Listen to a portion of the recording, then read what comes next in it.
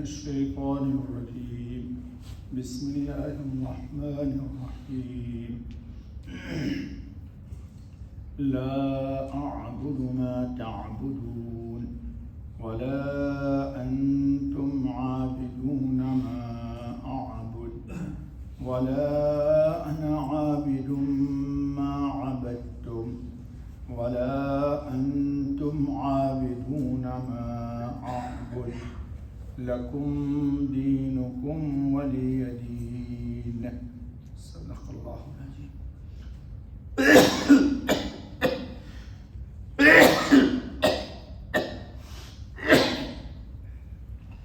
دوستو یہ سورہ الکافرون کی 5 آیتیں پڑھی گئی.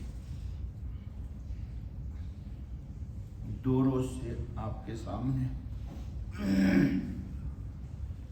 اس سورت کی فضیلت اور اس سورت کے مضمون کو بیان کیا گیا.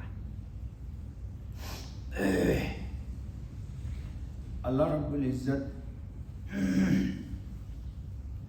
ان آیتوں میں حضرت نبی پاک خاتم النبیین صلی اللہ علیہ وسلم کے ذریعے یہ اعلان کروا رہے ہیں کہ ابھی اور آئندہ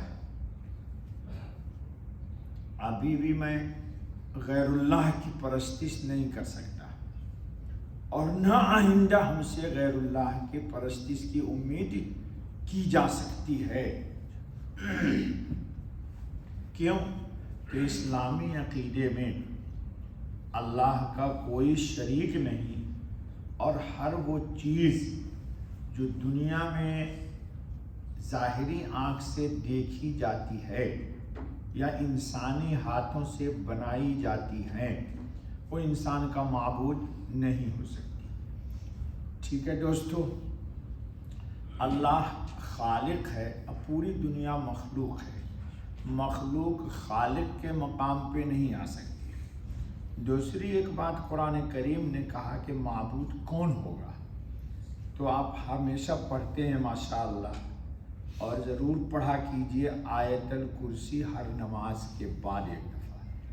ابو داؤد شریف میں روایت ہے کہ جو بندہ ہر نماز کے بعد آیت الکرسی پڑھے گا تو اس کے اور جنت کے درمیان کوئی چیز رکاوٹ نہیں سوائے موت کے. بندہ مرے گا اور جنت میں جائے گا. تو آیت الکرسی میں آپ عقیدے کو استحضار کے ساتھ پڑھتے ہیں کہ اللہ لا الہ الا هو الحی القیوم. اللہ حی بھی ہے اور قیوم ہے. ہم نہیں تھے، اللہ تھا. ہم نہیں رہیں گے، اللہ رہے گا. پوری کائنات عالم مٹا جائے گی اور مٹائیں گے کون؟ اللہ. اور اللہ رب العزت کی ذات پر کبھی زوال نہیں آئے گا. اور ایسا بھی نہیں ہے کہ اللہ ایک حالت میں رہے. ہم لوگوں میں بچہ جوانی تک آتا پھر زوال ہوتا ہے، اور جوانی تک کے بعد اگر زوال نہ ہو تو بالکل ہی فنا ہو جاتا ہے، مر جاتا ہے. اللہ رب العالمین کی شان ہے کل یوم ہوا فی شان. ہر آن یعنی گھڑی آنے والی میں اللہ کی ایک نئی تجلی، ایک نئی شان ہوتی ہے. یہ شان کائنات عالم میں کہیں بھی آپ کو نہیں ملے گی. اس لیے قرآن کریم نے کہا لیس کمثلہ شیء، کسی بھی چیز سے اللہ کی تشبیہ نہیں دی جا سکتی، کیونکہ ہماری نگاہوں کے سامنے جو چیز بھی ہے یہ سب مخلوق ہے اور مخلوق خالق کے مقام پر کبھی بھی نہیں آ سکتی. اب ذرا ترجمہ دیکھیے. لا اعبد ما تعبدون، میں نہیں پوجتا جس کو تم پوجتے ہو یعنی ابھی. ولا انتم عابدون ما اعبد، اور نہ تم پوجو جس کو میں پوجوں. یعنی حالت توحید میں بندہ غیر اللہ کی پرستش نہیں کر سکتا، اور اگر کر لے گا تو مسلمان نہیں رہے گا. اور مشرک جب تک کہ شرک کرے گا اس وقت تک وہ اسلام کی حد میں داخل نہیں ہوگا. ٹھیک ہے دوستو، اب آگے چلیے. ولا انا عابد ما عبدتم، اور نہ مجھ کو پوجنا ہے آئندہ مستقبل میں اس کو جس کو تم نے پوجا، یعنی تم جس غیر اللہ کی پرستش کرتے ہو اس کو ہم کبھی بھی پوج نہیں سکتے، یعنی اس کو ہم کبھی بھی معبود نہیں بنا سکتے، اس کو ہم اپنا الہ اور مشکل کشا حاجت روا بنا ہی نہیں سکتے ہیں۔ وَلَا أَنْتُمْ عَابِدُونَ مَا عَابُدُ، اور نہ تم کو پوجنا ہے اس کا جس کو میں پوجوں، یعنی میں جس اللہ کی عبادت کرتا ہوں تم بھی نہیں پوجو گے، تم تو غیر اللہ کو پوجو گے۔ تو حالت شرک میں رہتے ہوئے تم اللہ کی عبادت نہیں کر سکتے، اور میں حالت توحید میں رہتے ہوئے شرک جیسی غلاظت کے قریب بھی نہیں جا سکتا۔ لکم دینکم ولی دین، تم کو تمہاری راہ اور مجھ کو میری راہ، یہ ایسا ہی ہے۔ اس کا مطلب اللہ تعالیٰ شرک کی اجازت نہیں دے رہے، یہ ایسا ہی ہے کہ ڈاکٹر ایک آدمی کو بتا دے کہ بھائی یہ چیز استعمال مت کرنا، جی یہ چیز استعمال مت کرنا، ٹھیک ہو گیا بندہ۔ اب ڈاکٹر کہتا ہے سب کچھ کھاؤ، تو سب کچھ کھانے کا یہ مطلب تھوڑی نہیں کہ جا کر کے تو غلاظت کھا لے یا زہر کھا لے۔ اب کوئی کہے تو ڈاکٹر نے تو کہا تھا سب کچھ کھانا ہے، تو تھوڑا سا جائے زہر بھی کھا لے تو مر ہی جائے گا۔ تو اللہ پاک یہاں یہ کہہ رہے ہیں کہ لکم دینکم ولی دین، یعنی جیسی کرنی ویسی بھرنی، نہ مانے تو کر کے دیکھ، نہ مانے تو مر کے دیکھ، ٹھیک ہے، نہ مانے تو مر کے دیکھ لے۔ تو رسول اللہ صلی اللہ علیہ وسلم کہہ رہے ہیں کہ میں اپنے دین پہ باقی رہوں گا تو انشاءاللہ ہمیں ہمارے اعمال کی جزا ملے گی، اور اگر کوئی نہیں مانتا ہے تو تم اپنے دین پر قائم رہو۔ زبردستی تو اسلام میں ہے نہیں، لا اکراہ فی الدین، دین میں زبردستی نہیں ہے۔ اس کا یہ مطلب ہے کہ زبردستی کسی کو مسلمان نہیں بنایا جا سکتا۔ یہ مطلب جو لوگ لیتے ہیں آج کل پڑھے لکھے نیٹ والے جو مولوی لوگ سب ہے نا، کہتے ہیں کہ اسلام میں زبردستی نہیں، اسلام قبول کر لینے کے بعد اسلام کے احکام کی پابندی کرنی ضروری ہے۔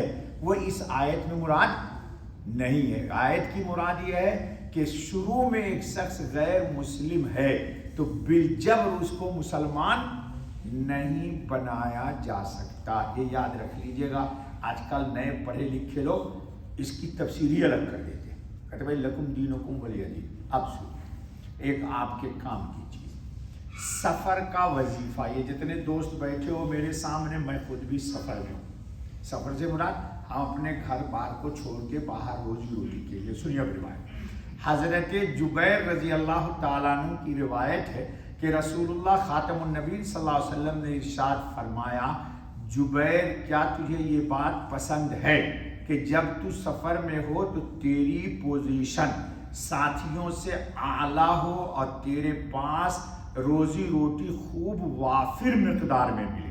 یہ سب چاہتے ہو آپ؟ چاہتے نہیں چاہتے ہو؟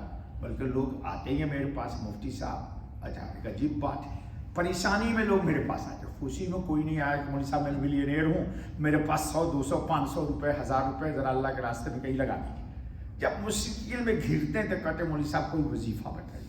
تو بتا بھی دیتا ہوں، اللہ کے نام میں تو فائدہ ہے ہی، لوگوں کو ہو بھی جاتا ہے فائدہ۔ چلو سنو ذرا، سب کان کھول کے سن لو، یہ وظیفہ ہے، بہت کامیاب وظیفہ ہے۔ سنو، میں نے عرض کیا جی ہاں، میرے ماں باپ آپ خاتم النبی صلی اللہ علیہ وسلم پر قربان ہوں، یعنی یا رسول اللہ مجھے تو ایسا ہی وظیفہ چاہیے کہ میں جب باہر رہوں جاؤں سفر میں تو خوب رزق وافر ملے۔ فرمایا کہ تو یہ 5 سورتیں پڑھا کر، کہا کہ 5 سورت سفر میں پڑھا کرو، خوب اللہ پاک روزی میں تمہارے برکت دیں گے۔ قل یا ایھا الکافرون اذا جاء نصر اللہ والفتح، اب آ رہی ہے، کل شروع ہو جائے گی انشاءاللہ۔ اور قل هو اللہ احد، کتنی ہو گئی؟ 3۔ اور قل اعوذ برب الفلق 4، اور قل اعوذ برب الناس۔ اور کان کھول کے سن، پھر دوبارہ مت پوچھنا مجھ سے۔ ہر سورت کو بسم اللہ الرحمن الرحیم سے شروع کر، یعنی بسم اللہ پڑھ کے قل یا ایھا الکافرون پھر بسم اللہ پڑھ کے اذا جاء نصر اللہ، پھر بسم اللہ پڑھ کے قل هو اللہ احد، پھر بسم اللہ پڑھ کے قل اعوذ برب الفلق، پھر بسم اللہ پڑھ کے قل اعوذ برب الناس، اور قل اعوذ برب الناس پڑھ کے بھی بسم اللہ الرحمن الرحیم پڑھ لے۔ سنو، یہ کان کھول کے سن ذرا، تم لوگ سنتے نہیں ہو اور پھر بعد میں مجھے ستاتے ہو۔ اور قرائت کو بسم اللہ پر ہی ختم کر۔ سمجھ میں آ گئی بات؟ آپ چلو آگے۔ حضرت جبیر رضی اللہ تعالیٰ عنہ کا بیان ہے کہ اللہ اکبر جی،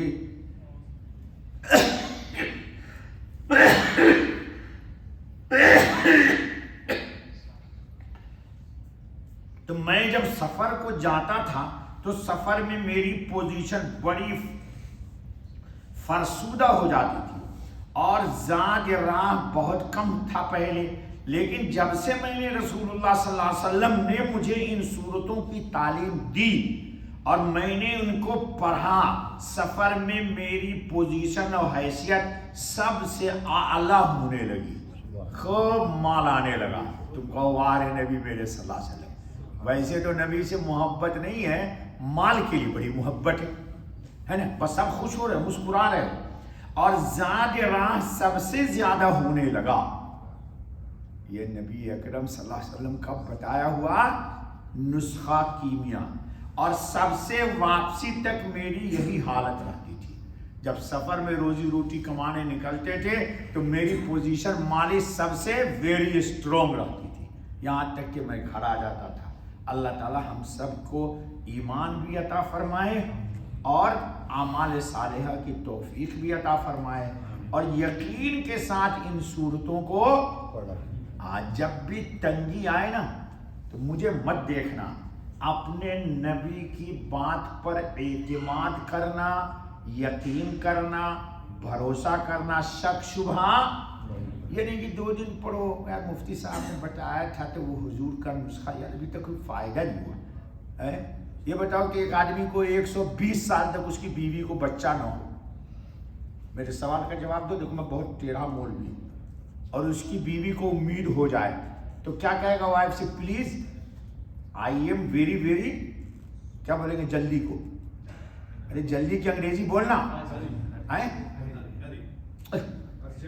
am very very urgent, please baby you come tomorrow, تو آ جائے گا بیبی کل، کہ 9 مہینہ انتظار کرو گے؟ بولو، ارے بولنا بھائی۔ تو تم لوگ وظیفہ 2 دن پڑھ کے چاہتے ہو کہ تیسرے دن بس ایک کنٹیکٹ آ جائے، میں آ جاؤ مولانا 1 ملین لے لو۔ ارے اللہ کے بندے، کم سے کم 40 دن اس کی پابندی تو کر۔ اور دیکھ، مجھ پر اعتماد مت کرنا، اپنے نبی پر اعتماد کرنا جی، اپنے نبی پر اعتماد کرنا۔ اگر نبی پر یقین آ گیا تو یہ برکت تم کو ملا۔ تم کو خود ہی شیطان چوٹی کاٹنے لگے تو پھر تو جان اور تیرا شیطان جانے، نبی تو میرا سچا ہے۔ ٹھیک ہے، چل اللہ تعالیٰ توفیق دے۔ آمین اللہ۔